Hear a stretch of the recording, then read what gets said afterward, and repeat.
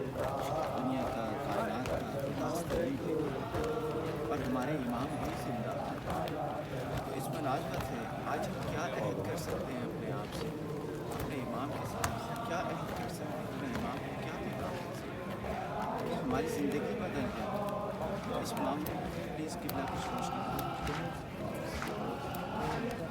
میرے محترم ناظرین، آپ سب کی خدمت میں تعزیت پیش کرنے کے بعد اپنے زمانے کے امام کی بارگاہ میں ان کے جد امام حسین کی شہادت کے موقع پر آج روز عاشورہ تہ دل سے تعزیت پیش کرنا چاہتا ہوں اور اپنے تمام ساتھیوں سے یہ کہنا چاہتا ہوں، یہ میسیج اور پیغام دینا چاہتا ہوں کہ ہمارا امام غم حسین خود غمزدہ ہے، خود گریہ کناں ہے۔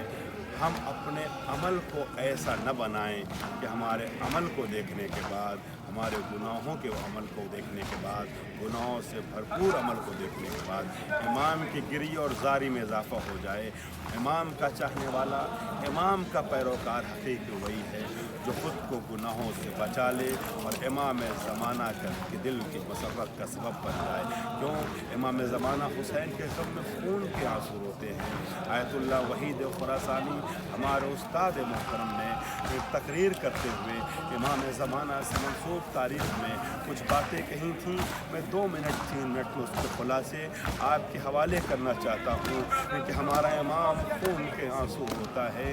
زمانے کی بہت سی قسمیں ہیں، ان قسموں میں سے ایک قسم دہر ہے۔ دہر عربی میں اس زمانے کو کہتے ہیں جس میں رونما ہونے والے واقعات محفوظ ہوتے چلے جاتے ہیں اور اس کو اللہ کے خاص بندے جب چاہتے ہیں تو اسے دیکھ سکتے ہیں۔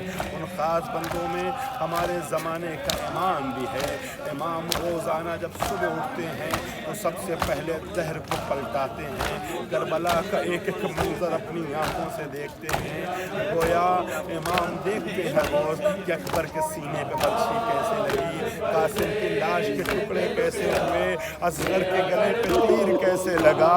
امام روزانہ دیکھتے ہیں کہ حسین کی لاش پہ گھوڑے کیسے دوڑائے جا رہے ہیں، سکینہ کے چہرے پہ تماچے کس طرح برسائے جا رہے ہیں۔ اب آپ سوچیں یہ امام ہر روز اپنے جد کی میت کے دوڑتے ہوئے گھوڑوں کو دیکھتا ہے، لاش کو پامال ہوتے ہوئے دیکھتا ہے، وہ امام کیوں نہ خون کے آنسو بہائے۔ اور امام زمانہ جس مقام پہ بیٹھے ہیں، امام کی پشت پہ امام حسین کا وہ خون آلود کرتا ہے کہ جو عصر عاشور امام پہنے ہوئے تھے، اور امام زمانہ کو یہ حکم ملا ہے کہ دیکھو جب اس سے تازہ خون جاری ہو جائے تو سمجھ لینا کہ تمہارے ظہور کا وقت آ گیا ہے۔ اور امام زمانہ جو خون کے آنسو روتے ہیں، اس کے لیے آیت اللہ محسن حکیم سے کسی نے سوال کیا کہ ایک انسان کیسے خون کے آنسو رو سکتا ہے، آنکھوں میں خون آ سکتا ہے؟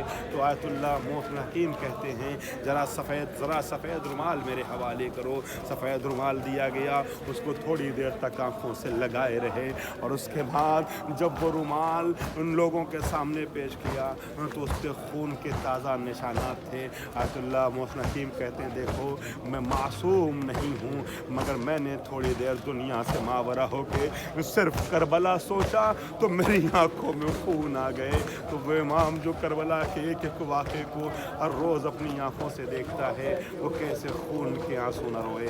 ہم سب کے ساتھ غم حسینی میں ہمارے زمانے کا امام شریک ہے۔ یہ جو عزاداری کر رہے ہیں حسینیہ بریڈ فورڈ سے نکلنے والے اس جلوس حسینی میں، جہاں اس علاقے کے مختلف علاقے کے مومنین شامل ہوئے ہیں، یقیناً کہیں نہ کہیں جلوس عزا میں زمانے کا امام بھی ہوگا۔